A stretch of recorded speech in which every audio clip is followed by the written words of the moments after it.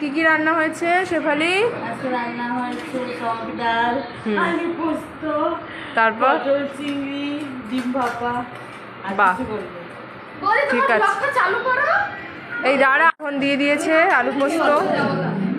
এখানে দীপালি খেতে বসে গেছে, ওখানে কিরণ বসছে খেতে।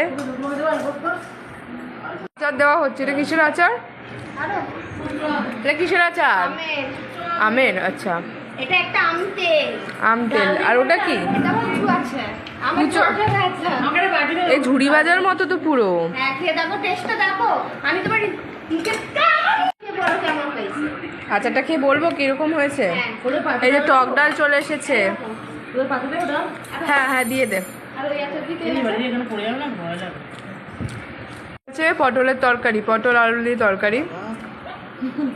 হা হা করবি না, হাসবি না কিন্তু। ডিম ভাপা চলে এসছে, সিদ্ধ ডিম ভাপা। সিদ্ধ ডিম ভাপা। পেট পরিষ্কার, প্লেট পরিষ্কার ওদের এখনো হয়নি। পেট পরিষ্কার, ওরকম খাচ্ছে। আমার খাওয়া হয়ে গেছে কমপ্লিট।